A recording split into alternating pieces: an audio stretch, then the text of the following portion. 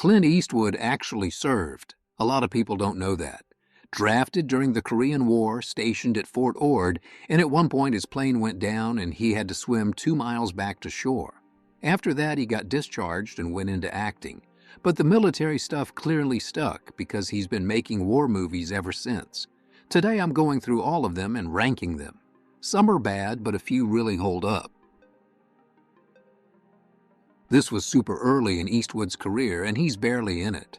The movie follows Thad Walker, played by Tab Hunter, who signs up to be a pilot in World War I and ends up falling for a French woman. It's half war film, half love story.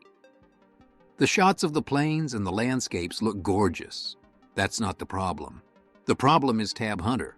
He's supposed to carry this whole movie through action sequences and dramatic moments, and he just doesn't have the presence for it. You need somebody who can make you believe what's happening on screen, and he couldn't do that. But here's the really depressing part of this story. The director, William Wellman, had actually fought in World War I. This was personal for him. He wanted to make something that meant something. Warner Brothers made that impossible. They cut his budget. He wanted Paul Newman for the lead, and they said, no, you're getting Tab Hunter. And the ending Wellman wrote had Walker dying in combat, but the studio forced him to rewrite it so the guy lives and gets married instead. Happy ending, because that's what sells tickets. Wellman was so beaten down by the whole experience that he quit directing entirely after this film. His last movie ever, and it was ruined by studio interference. Eastwood's somewhere in there, but you'd barely notice. There's nothing for him to work with. Eastwood directed this one and starred in it. He plays a pilot named Mitchell Gant who gets sent into the Soviet Union during the Cold War to steal this advanced Russian fighter jet called the Firefox. The last 20 minutes or so are great. There's a dogfight sequence that genuinely delivers. The problem is everything before that. You're sitting through an hour and a half of setup that doesn't really go anywhere interesting. The characters feel thin. You're not invested in anyone. You're just waiting for the action to finally start. There is one cool piece of trivia, though. Eastwood wanted the Firefox jet to look shiny and reflective on screen, but that created a problem with how blue screen effects worked back then. If the plane reflected the blue, those parts would disappear when they added the backgrounds. So his effects team came up with something called reverse blue screen. They painted the plane with fluorescent paint and figured out how to work around the problem. It was a real innovation for visual effects back then. Eastwood was already playing grumpy veterans in the 80s. In this one, which he also directed, he's a gunnery sergeant named Tom Highway who gets brought back to train a platoon of recruits who don't want to be trained. Eastwood's great in it. Highway is funny and tough, and you believe every second of him chewing out these young guys. The direction feels confident, too. When Eastwood's on screen, the movie works. The issue is everyone else. The recruits he's supposed to be training just aren't that memorable, and there's only so long you can watch Eastwood yell at people before it gets repetitive. The other thing is the movie's set around the U.S. invasion of Grenada, but it has zero interest in what that actually meant. The war is just background noise to give the characters something to do in the third act. The Army brass apparently didn't like Heartbreak Ridge because of all the profanity. Meanwhile, actual soldiers who watched it said it felt authentic. It felt like their experience.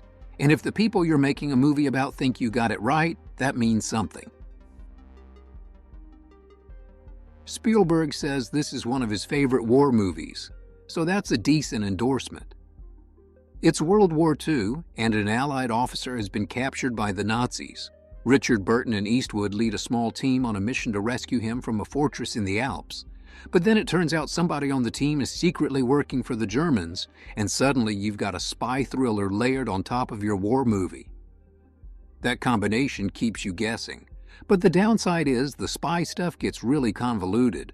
There are so many twists and double crosses that you can lose track of what's actually happening. Eastwood apparently felt the same way because he gave a bunch of his dialogue to Burton. Let Burton handle the complicated explanations while Eastwood just did his silent tough guy thing. The movie's also over 2.5 hours, and there's a lot of talking at the beginning before anything really happens. You have to be patient with it. But the payoff is worth it. The climax has an action sequence that holds up against anything in the genre. Spielberg knew what he was talking about. You know that photograph of soldiers raising the American flag at Iwo Jima? One of the most famous images in American history. Eastwood made a movie about what happened to the men in that photo, and it's not the story you'd expect. So these soldiers raised the flag during the Battle of Iwo Jima in 1945. The photo goes viral, and the military sees an opportunity. They pull these guys off the battlefield and send them back home to do a bond tour, traveling around the country to raise money for the war effort. But here's where it gets complicated. The official story they're supposed to tell isn't quite true. They have to lie about certain details, keep up appearances, maintain the mythology. Meanwhile, these guys had just watched their friends die. They are dealing with trauma nobody wants to talk about, and they have to smile for cameras and pretend everything is fine. The movie is really about what propaganda does, how a single photograph can tell a story that overwrites everything else. This one's completely different from everything else here. Eastwood isn't really known for comedies. He's done a few over the years, but it's not his thing, which makes Kelly's Heroes kind of a weird surprise. It's a World War II movie where Eastwood plays a soldier named Kelly. He captures a German officer and finds out the guy knows where a bunch of Nazi gold is stashed. So Kelly gets a ragtag group of soldiers together and they basically plan a heist in the middle of a war. The whole movie is ridiculous in the best way. Donald Sutherland plays this character called Oddball, who's basically a hippie. He loves weed, talks like he wandered in from Woodstock, and makes absolutely no sense in a 1940s setting. But somehow it works. This came out in 1970 while Vietnam was still happening, and you can feel that in the movie.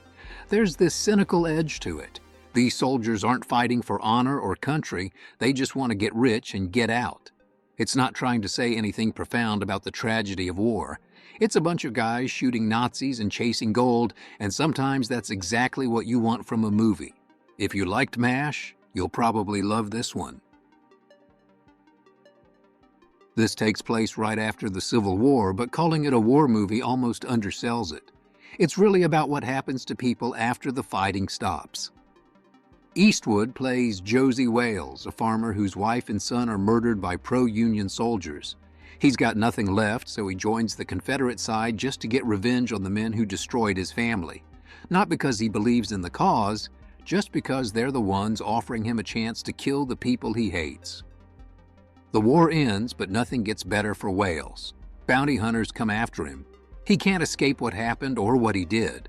The movie is about how war doesn't actually end when someone signs a treaty. Eastwood directed this one himself, and he said it was a career high point for him.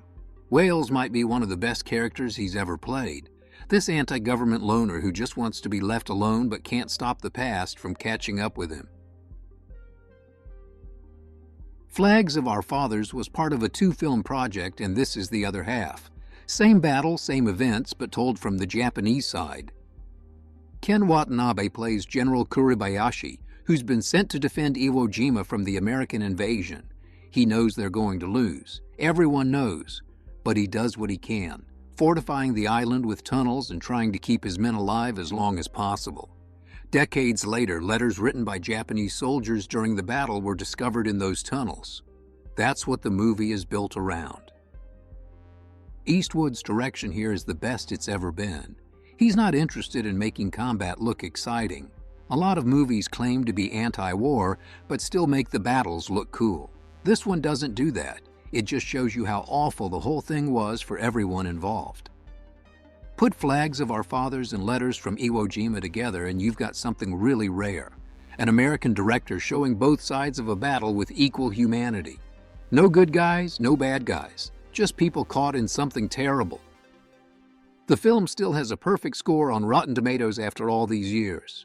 It earned that.